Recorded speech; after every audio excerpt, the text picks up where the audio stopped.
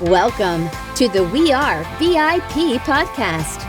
Each week, your host, Casey Hasten, Director of Recruiting at VIP, will bring you valuable insights from thought leaders, introduce you to incredible companies, and bring you tips for landing your dream job from our team of executive recruiters at VIP. And now, Casey Hasten. Welcome to the We Are VIP podcast, a podcast devoted to adding value to your career or candidate search, brought to you by VIP. I'm your host, Casey Hasten. I'm an executive recruiter, director of recruiting with VIP, and your all-around hiring guru. I have such a special treat for you today. I can hardly even believe that he's going to be on the show. So today on the show, I'd like to welcome David Meltzer, co-founder of Sports One Marketing and former CEO of the renowned Leigh Steinberg Sports and Entertainment Agency, which was the inspiration for the movie Jerry Maguire. Dave is a 3-time international best-selling author, a top 100 business coach, and the host of the top entrepreneur podcast, The Playbook, my favorite.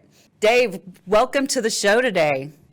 Thank you so much for having me. I'm so excited to be here. You know, one of the things I like to do to start off my show is to talk about how I got connected to people, because I think it's so important that you follow that dotted line, right? I call it my spider web of connections. So I was introduced to you through one of your fabulous team members, Todd Armstrong. Yes. Yeah, we want him back in Texas. Yeah, we are thrilled to have him out in California, and I've known Todd for such a long time and worked on so many different projects, and now we work in the podcast arena together. And I always say he's my best partner because he's the only partner I have that only shows up to pay me. There's never any problems. There's never any problems. He literally handles everything and rarely needs anything, and he shows up. Well, and he was introduced to me by a guy by the name of Adam Connors. Have you met Adam yet? Yes, I have. I know who Adam Connors is. Adam is like my bestie. He is so my bestie. Oh. I just absolutely love him. In fact, we were just emailing back and forth earlier today. And so Adam was like, hey, do you want to meet this guy, Todd Armstrong? I think he works with Dave Meltzer. And I was like, what?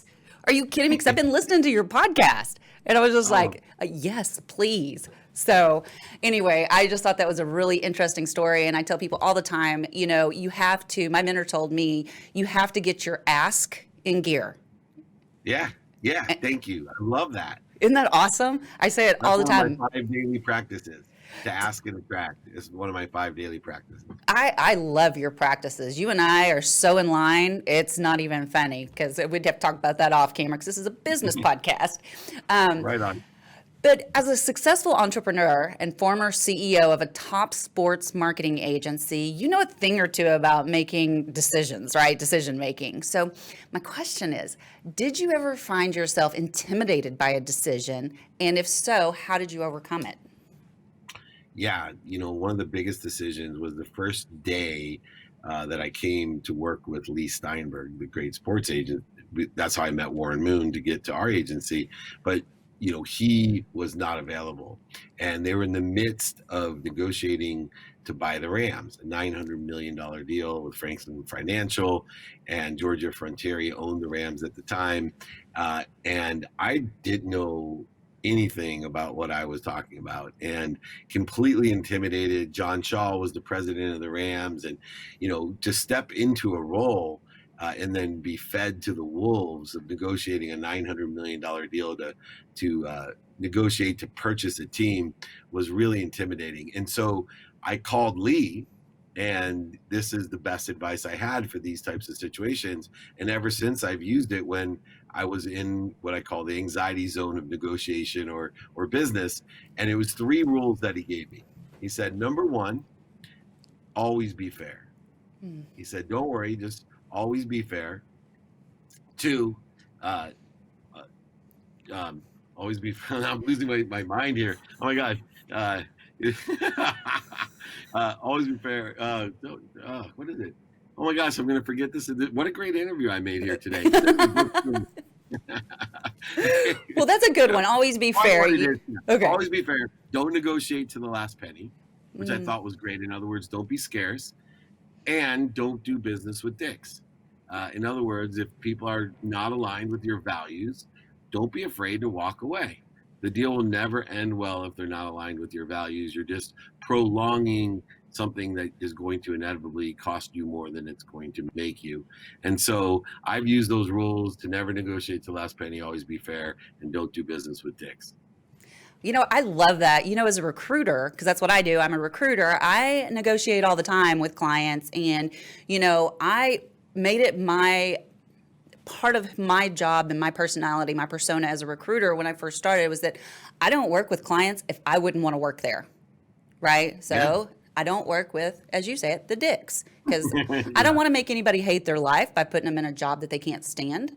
So that's kind of my rule of thumb too. So that's great. I know. So in your book, Game Time Decision Making, it provides everything that business leaders need to step up their decision-making skills. What are some of the common mistakes you see business leaders make when it comes to making decisions? Well, one, they're not more interested than interesting, meaning that they can't reconcile trusting and vetting.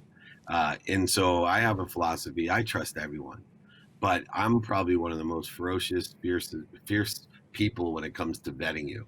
So if you're going to portray or represent yourself in one way to me, then you've opened yourself up to some difficult vetting to make sure that we are aligned with our values and that you're telling the truth. And so overselling, back end selling, lying, manipulating, and cheating is not anymore in my life accepted. I have, as you know, went bankrupt in 2008. I lost over $100 million because I trusted everyone and continued to trust them and refused to see the signs of vetting. And I've changed it to the other side. I ask the hard, and I don't know why I didn't ask the hard questions. People are afraid of the answer, I think. I think I was afraid to, that this person wasn't trustworthy. So I'd let them continually oversell me, back end sell me, lie, manipulate. I just had one of my financial planners email me and the numbers weren't correct. And he's like family. And I drilled him. I said, what's the actual cost? What's this? What about taxes? And, I never would have done that in the past. Interesting. And I was listening to your podcast. I think it's the most recent one. And you were talking about quit lying to yourself, right? And so I think it's great that you just brought that up about how you just don't tolerate that in your life anymore. And that's so very clear when you listen to that podcast. And then the other thing you said that I love and why I got so schoolgirl giggly is, be more interested than interesting. And I'm telling you, I try to live by that. I really do. So thank you for that. That is just really good wisdom.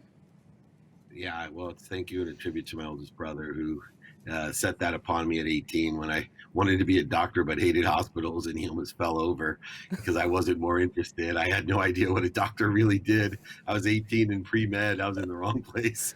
So it was a great way to learn a lesson. That's awesome.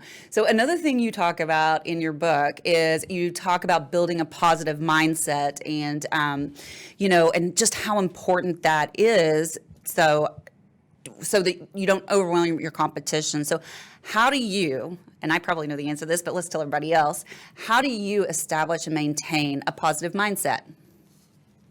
Well, there's really three core values that lead to what we have control of. And I would like to express that there's three things related to the mindset that we have control of, especially during this time of COVID, when people have such accelerated change and they're looking, into this chaotic, anxious world of theirs. And I say, look, number one, we take control of our mindset, which then also takes control of our heart set, the way we feel, which then attributes to what we think, say, do, believe, and even affects our unconscious competencies. So I call that the conscious continuum at the bottom. So our mindsets are so powerful, but where is our mindset controlled from? Number one, from gratitude, right? Gratitude is, to me, the most powerful perspective in the world because it actually is a muscle that allows you to find light, love, and lessons in everything. I don't believe anyone loves what they do. I believe that some people are better at learning to love what they do.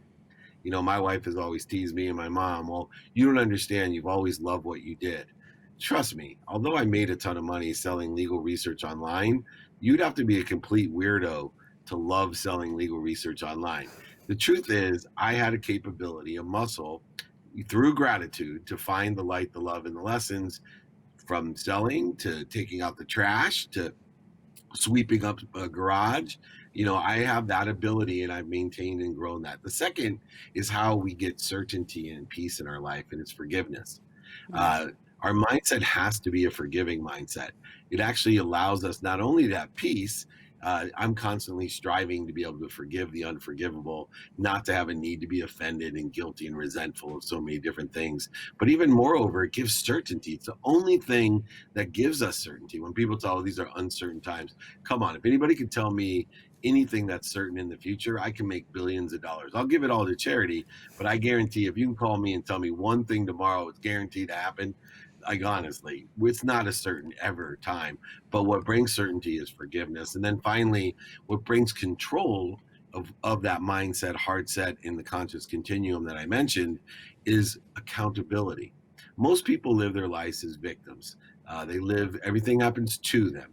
They live in blame. They live in shame. They live in justification. When you can ask yourself two simple questions: what did I do to attract this to myself? Mm-hmm. And what am I supposed to learn from it? It's not liability. Liability, still people pay damages for hitting you, in their car. And we have laws and rules and statutes for that. But I'm talking about something bigger, higher, called accountability, where you are in complete control using three laws. The law of gravity, which most people leave out. The law of gravity is important to me because it attracts everything to me. And if I believe in the law of gravity, I know that I can attract everything to myself. Two, the law of Goya, getting off your ass. And then finally, the law of attraction. And that's, part of it is nobody can combine all three of those in a fierce methodology where you can be completely consistent and persistent and be a sicko that can enjoy the consistent, persistent behavior and then be patient enough to allow it to happen. That's the whole messy confusion that the ego, the body, the mind, and the all compete to one another. So if you can learn to enjoy the consistent, persistent pursuit of your potential and allow things to happen, you live a blessed existence. So much that you just said there that I want to unpack. But first, I wanted to share with you that I just recently completed coaching school. So Awesome. I know, it was about a 9-month process, and the school that I chose was based around core energy. And so when you start talking about that victim mentality, that's that level 1, it goes right along with the book Power versus Force, where he talks about that. David Such good Hawkins. stuff. Yes. David Hawkins, Power It, versus Force. One that's of my kind of favorites. it's a great book, and I love that at each level that it correlates very closely to the work that our founder did with IPEC. It just confirms that so many people have done energy work, right? But I love that it all comes out the same. That level 1, you're a victim. Level 2, you're angry. So I love all that. And you mentioned ego, and I believe that ego is an acronym for you, isn't it? Yeah, in many ways, it's not only edges goodness out of your life, but for me, it's the three things that I look for is one, the ego puts a great importance it applies to your business, your employment status. So many people define themselves by what they do. Two, G, what they got. So it Mm. edges goodness out of our life because everybody, and was my biggest problem, is I define myself by my bank account. So I was super happy when the bank account was full. My biggest fear was going bankrupt, which is why I manifested exactly what I didn't want. And then, of course, the O is what other people think, which I think is the most damaging. People cannot look, there's a mathematical equation of luck. What you pay attention to, what you give intention to, equals the coincidences in your life, makes you lucky. Well, too many people not only think about what other people want for them, but they think about what they don't want or what's missing in their lives. And they're surprised when they get what other people want, what's missing or what they don't want. And then they get, like you said, angry, all the forces of our Hmm. core energy. And I live my life in an energetic sense. I, live a plateau and grow life by meditating every morning, finding my highest frequency, fighting the ego by being a ferocious Buddha, identifying the fear-based consciousness, stopping and dropping. I always say this, you'll understand coming from your background, especially now that you've become this coach. I tell people, drop to your highest frequency. And they're like, what do you mean drop to your highest frequency? I said, neutral is your highest frequency. When you're in peace at neutral, that's your highest frequency. And right now you're elevated because of ego. You need to drop down to center to get to your higher frequency. And so all these counterintuitive things that you've learned in your 9-month course are things that are hard to articulate, which is why you have to be trained in order to articulate and quantify, something that can be very ethereal and confusing to the general public.